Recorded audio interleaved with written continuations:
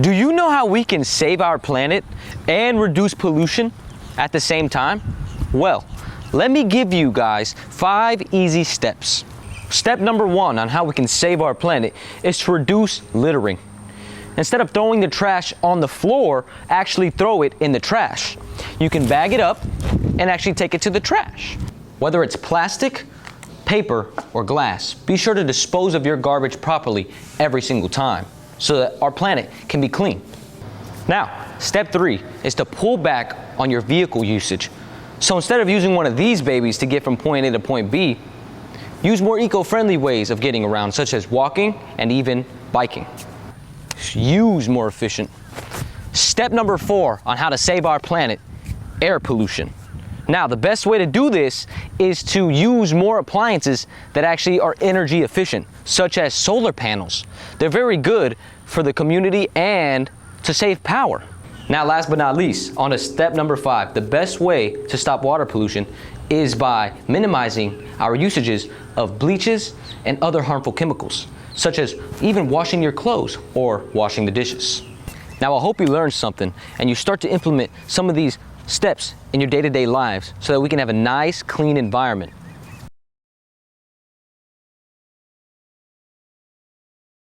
What are the regulations for fishing in Florida? Well, let me grab my pole and let's go through some of them. All right, guys, now that I got my pole, let me tell you something about these regulations. In Florida, you can catch up to 5 black bass a day, and only one of them can be at least 16 inches or longer. And for largemouth bass, there's no limit and no size. In Florida, you can temporarily hold 1 largemouth bass over the legal limit and size, which is over 8 pounds or just under 16.5 pounds, by either participating in a tournament or by filming it as a state record. In Florida, you need a valid fishing license to fish in Florida. Also, you should know the bag limit and the size limit of each fish. Also, to have safety protocol for your vessel if you have a boat. Good? So whether you're in Florida or you're in a different state, make sure you check the regulations on fishing so you stay out of trouble. Well, hold on, I think I got one. What?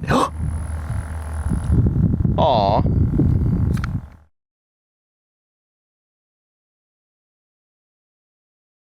Did you know that swimming can increase your life expectancy by 50%? Well, I didn't. Well, let's take a deeper look to see the benefits for swimming. Well, a study at the University of South Carolina showed that 50% of people that swim regularly live longer than people who don't. Swimming is also good for heart health, for stress and anxiety, and even some types of cancers, such as kidney cancer, lung cancer, and even breast cancer. It's always good to get at least 40 minutes of swimming every day. This helps build strength, endurance, while simultaneously helping you get better sleep. Swimming can be fun and even competitive. The best times to go out for a swim is when it's sunny. So go out there and splash in the water.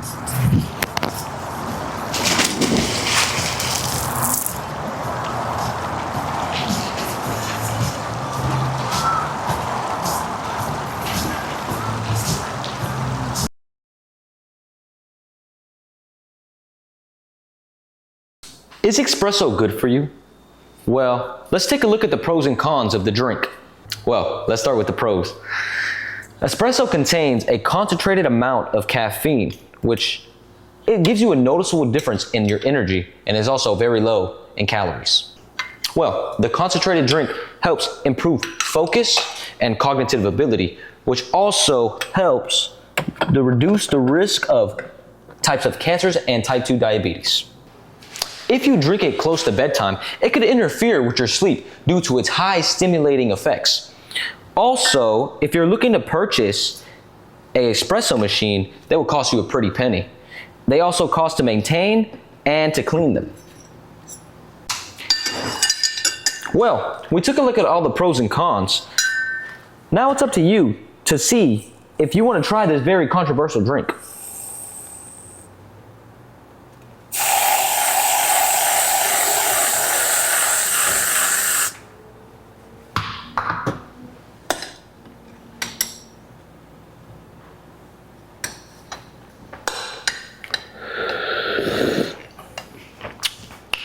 I know I will.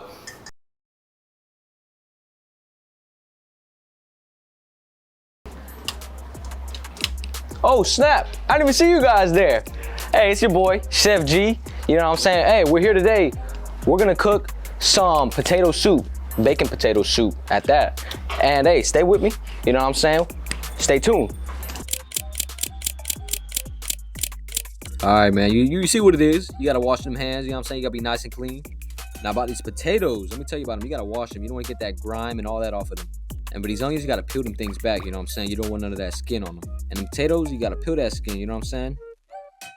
Now you see these carrots, the potatoes, the onions, and the bacon. You know what I'm saying? You gotta chop, slice, and dice. And you're just gonna slide these over to the pot. And then you wanna get your bacon. You gotta degrease this bacon, you know what I'm saying? You gotta pan it through the thing. Yeah. And then put it back in the pan. Just like that, you know what I'm saying?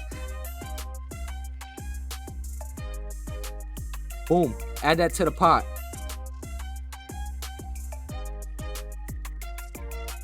And you're gonna stir that thing up. You're gonna stir it. All that goodness, you know what I'm saying? It's gonna come to a nice creamy consistency.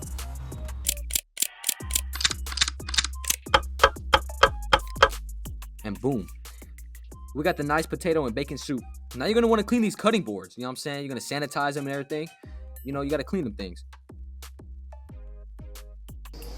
Now let's see how this bad boy tastes.